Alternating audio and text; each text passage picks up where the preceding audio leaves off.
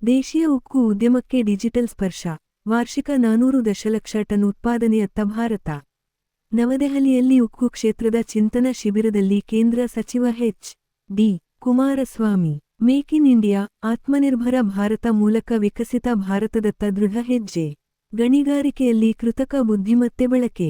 ಉಕ್ಕು ಉತ್ಪಾದನೆಯಲ್ಲಿ ಮತ್ತಷ್ಟು ದಾಪುಗಾಲು ಇಡುವ ನಿಟ್ಟಿನಲ್ಲಿ 2035 ವರ್ಷಕದ ಹೊತ್ತಿಗೆ 400 ದಶಲಕ್ಷ ಟನ್ ಉಕ್ಕು ಉತ್ಪಾದಿಸುವ ಗುರಿ ಹೊಂದಲಾಗಿದೆ ಎಂದು ಕೇಂದ್ರದ ಬೃಹತ್ ಕೈಗಾರಿಕೆ ಮತ್ತು ಖಾತೆ ಸಚಿವರಾದ ಎಚ್. ಡಿ. ಕುಮಾರಸ್ವಾಮಿ ಅವರು ಹೇಳಿದರು. ಈಗಾಗಲೇ 2030ರ ವೇಳೆಗೆ ವಾರ್ಷಿಕ 300 ದಶಲಕ್ಷ ಟನ್ ಉಕ್ಕು ಉತ್ಪಾದಿಸುವ ಗುರಿ ತಲುಪುವ ನಿಟ್ಟಿನಲ್ಲಿ ನಾವು ಉತ್ತಮ ಫಲಿತಾಂಶಗಳನ್ನು ಪಡೆಯುತ್ತಿದ್ದೇವೆ. ಈ ನಿಟ್ಟಿನಲ್ಲಿ ಆ ನಂತರದ 5 ವರ್ಷಗಳಲ್ಲಿ 400 ದಶಲಕ್ಷ ಟನ್ ಉತ್ಪಾದಿಸುವ ಗುರಿ ಹೊಂದಿದ್ದೇವೆ ಎಂದು ಸಚಿವರು ನುಡಿದರು. ನವದೆಹಲಿಯ ವಿಜ್ಞಾನ ಭವನದಲ್ಲಿ ನಡೆದ ಉಕ್ಕು ವಲಯದಲ್ಲಿ ಡಿಜಿಟಲೀಕರಣ ಕುರಿತ ಚಿಂತನ ಶಿಬಿರವನ್ನು ಉದ್ದೇಶಿಸಿ ಮಾತನಾಡಿದ ಕೇಂದ್ರ ಸಚಿವ ಎಚ್. ಡಿ. ಕುಮಾರಸ್ವಾಮಿ ಅವರು, 400 ದಶಲಕ್ಷ ಟನ್ ಉಕ್ಕು ಉತ್ಪಾದನೆ ಗುರಿಯನ್ನು ಸಾಧಿಸುವ ನಿಟ್ಟಿನಲ್ಲಿ ಈ ಕ್ಷೇತ್ರವನ್ನು ಮತ್ತಷ್ಟು ಆಧುನೀಕರಣಗೊಳಿಸುವ ಹಾಗೂ ಉಕ್ಕು ಕಾರ್ಖಾನೆಗಳಲ್ಲಿ ಡಿಜಿಟಲೀಕರಣ ವ್ಯವಸ್ಥೆಯನ್ನು ಪರಿಣಾಮಕಾರಿಯಾಗಿ ಅನುಷ್ಠಾನಗೊಳಿಸುವ ಮೂಲಕ ದೊಡ್ಡ ಹೆಜ್ಜೆ ಇಡಲಾಗುತ್ತಿದೆ ಎಂದರು. ಉತ್ಪಾದನೆಯಲ್ಲಿ ಕ್ಷಮತೆ, ವೇಗ, ಸುರಕ್ಷತೆ, ಗುರಿಗಳನ್ನು ನಿಗದಿತ ಕಾಲಕ್ಕೆ ಸರಿಯಾಗಿ ಮುಟ್ಟುವ ಉದ್ದೇಶದಿಂದ ಡಿಜಿಟಲ್ ವ್ಯವಸ್ಥೆಗೆ ಒತ್ತು ನೀಡಲಾಗುತ್ತಿದೆ.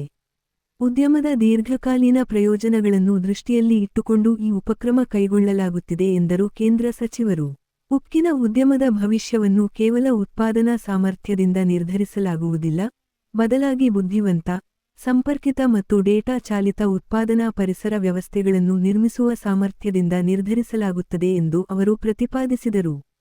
ಪ್ರಧಾನಿ ನರೇಂದ್ರ ಮೋದಿಯವರ 2047ರ ವೇಳೆಗೆ ವಿಕಸಿತ ಭಾರತ ಕನಸನ್ನು ಸಾಕಾರಗೊಳಿಸುವ ನಿಟ್ಟಿನಲ್ಲಿ ಕೈಗೊಳ್ಳಲಾಗಿರುವ ಅನೇಕ ಪರಿವರ್ತನಾತ್ಮಕ ಕ್ರಮಗಳ ಬಗ್ಗೆ ಒತ್ತಿ ಹೇಳಿದ ಕೇಂದ್ರ ಸಚಿವರು, ಉಕ್ಕು ವಲಯವು ಭಾರತದ ಆರ್ಥಿಕ ಪರಿವರ್ತನೆಯ ಕಾರ್ಯತಂತ್ರದ ಆಧಾರಸ್ತಂಭವಾಗಿದೆ. ಮೂಲಸೌಕರ್ಯ ಸೃಷ್ಟಿ, ಉತ್ಪಾದನೆ, ನವೀಕರಿಸಬಹುದಾದ ಇಂಧನ, ನಗರೀಕರಣ, ಸಾರಿಗೆ ಮತ್ತು ರಕ್ಷಣಾ ಉತ್ಪಾದನೆಗೆ ಶಕ್ತಿ ತುಂಬುತ್ತದೆ ಎಂದು ಅವರು ಬಣ್ಣಿಸಿದರು. ಉಕ್ಕು ರಾಷ್ಟ್ರ ನಿರ್ಮಾಣದ ಬೆನ್ನೆಲುಬಾಗಿದೆ ಎಂದು ಅವರು ಹೇಳಿದರು. ಹಲವಾರು ಮುಂದುವರಿದ ದೇಶಗಳಲ್ಲಿ ಉಕ್ಕಿನ ಬೇಡಿಕೆ ಕಡಿಮೆ ಇದ್ದರೂ ಸಹ 2018ರಿಂದ ಭಾರತವು ಜಗತ್ತಿನ 2ನೇ ಅತಿದೊಡ್ಡ ಉಕ್ಕಿನ ಉತ್ಪಾದಕನಾಗಿ ತನ್ನ ಸ್ಥಾನವನ್ನು ನಿರಂತರವಾಗಿ ಉಳಿಸಿಕೊಂಡಿದೆ ಎಂದು ಅವರು ಸಂತಸ ವ್ಯಕ್ತಪಡಿಸಿದರು.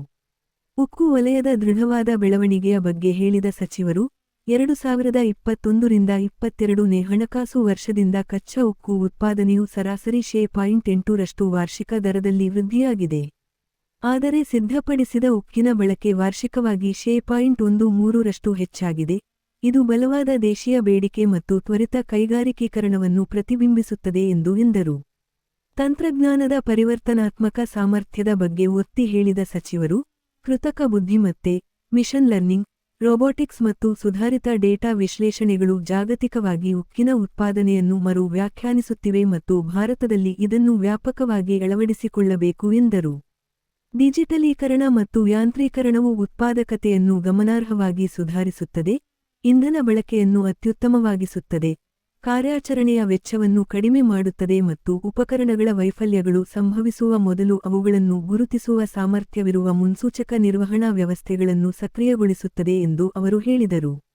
ಚಿಂತನ್ ಶಿಬಿರದಲ್ಲಿ ಕೃತಕ ಬುದ್ಧಿಮತ್ತೆ ಆಧಾರಿತ ಗಣಿಗಾರಿಕೆ ಪರಿಹಾರಗಳು, ಉಕ್ಕಿನ ಸ್ಥಾವರಗಳ ಡಿಜಿಟಲ್ ರೂಪಾಂತರ, ಪಿಎಂ ಗತಿಶಕ್ತಿ, ಕೈಗಾರಿಕೆ 4 ಅನ್ವಯಿಕೆಗಳು ಮತ್ತು ಗಮನಾರ್ಹ ವ್ಯಾವಹಾರಿಕ ಪರಿಣಾಮಗಳನ್ನು ಪ್ರದರ್ಶಿಸುವ ಪ್ರಕರಣ ಅಧ್ಯಯನಗಳು ಕುರಿತು ವಿಷಯಾಧಾರಿತ ಚರ್ಚೆಗಳು ನಡೆದವು.